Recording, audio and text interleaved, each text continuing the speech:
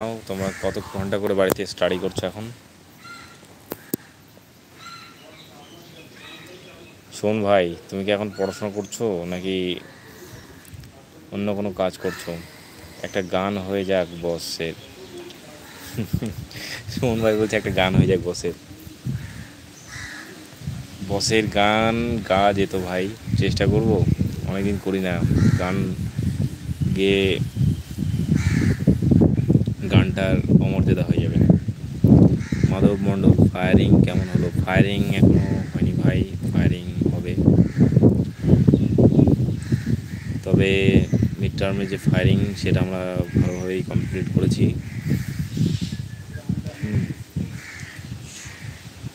মাধব মণ্ডল আর কেউ কথা বলে না কেন?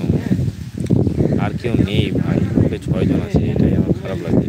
তোমরা কেউ কিছু বলো না কেন? সেটাই বলো কেউ। অনেক লাইভে এসে হয়তো অন্য কোনো কাজ করছে, তোমরা বলো, কিছু জানাও। খুব সুন্দর হাওয়া বইছে ভাই, বলতে নেই, এখানে একদম পুরো প্রাণ জুড়িয়ে যাচ্ছে। হয়তো বর্ধমান মহাবীর এখানে এই শাল গাছের নিচে এই কারণেই এই ধ্যানে এত বছর ধরে ছিল, তা নাহলে সত্যিই টিকে থাকা মুশকিল। তপস্যা কঠিন একটা ব্যাপার, কঠিন একটা জীবন, সবাই করতে পারে না, আর সবাই তপস্যা হতেও পারে না সেই কারণে। তো সত্যিই মনোরম পরিবেশ, মনোমুগ্ধকর পরিবেশ, শান্ত পরিবেশ, স্নিগ্ধ বাতাস বইছে, রোদ্দুর রয়েছে তার মধ্যে, খুব ভালো লাগছে। আমি আলেয়াম কি স্নান করব ভাই। মাধব ভাই বলছে স্নান করবে নাকি? করবো ভাই। চলে যাচ্ছ মাধব ভাই? ঠিক আছে, তুমি অনেকক্ষণ রয়েছো, যাও তোমার কাজে, তুমি থাকো।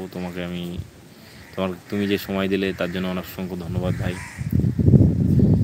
মাধব ভাই প্রায় প্রতিদিনই থাকে, যতবার লাইভ এসেছি। অসংখ্য ধন্যবাদ মাধব ভাই, তুমি তোমার কাজ করো। যদি পারো সময় করে পরে যদি থাকি লাইভে, তুমি আসতে পারো আবার।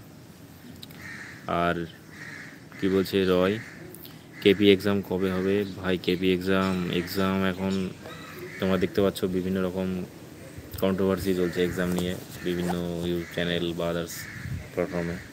তারপরে কোর্ট কেসের যে আপডেট, সেগুলো এখনও সামনে না আসলে তোমাদেরকে পরবর্তী যে মানে এক্সামের যে শিডিউল বা এক্সামের যে নোটিফিকেশান, সেটা দিতে পারছে না পিআরবি।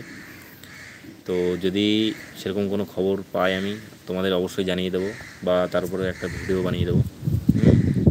তো তোমরা মেনে চলো যে তোমাদের সামনে 2-3 মাস মতো সময় আছে, তোমরা তোমাদের এক্সামের প্রস্তুতি নিতে থাকো, তোমরা প্রস্তুতি চালিয়ে যাও। সবিক সাহা কী বলছে, দাদা এক্সাম কবে? সবাই এক্সাম কবে বলছে, ডাব্লিউপি এক্সাম কবে? সব এক্সামই হবে ভাই, এক এক করে, কিন্তু সমস্যা হচ্ছে এটাই যে রিসেন্টলি তো আবার কেস হচ্ছে, যেটা সিভিক রিজার্ভেশন পলিসি যেটা রয়েছে, তো সিভিকদের রিজার্ভেশনে অনেক বেশি সিট রয়েছে। তো সিভিকদের সিটটা যদি জেনারেলের ক্যাটাগরিতে দেওয়া হয় তাহলে অনেক সুবিধা হবে। তো সেই সমস্যা নিয়ে সিভিকদের একটা কেস হয়েছে, সেই কেসের আপডেট যতক্ষণ না আসছে ততক্ষণ অবধি পিআরবি কোনো সিদ্ধান্ত নিতে পারছে না যে কবে এক্সাম হবে। তো সেই ব্যাপারে তোমাদের কি মতামত আছে জানাতে পারো কমেন্ট করে।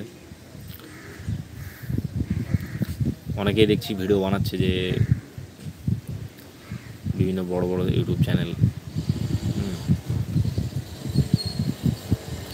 শেয়ার করে দিলাম মেসেঞ্জারে। থ্যাংক ইউ ভাই। তোমার কি ট্রেনিং শেষ? লোকেশ রয়, না ভাই আমার ট্রেনিং শেষ নেই, আমার ট্রেনিং এখনও 1 মাস আছে।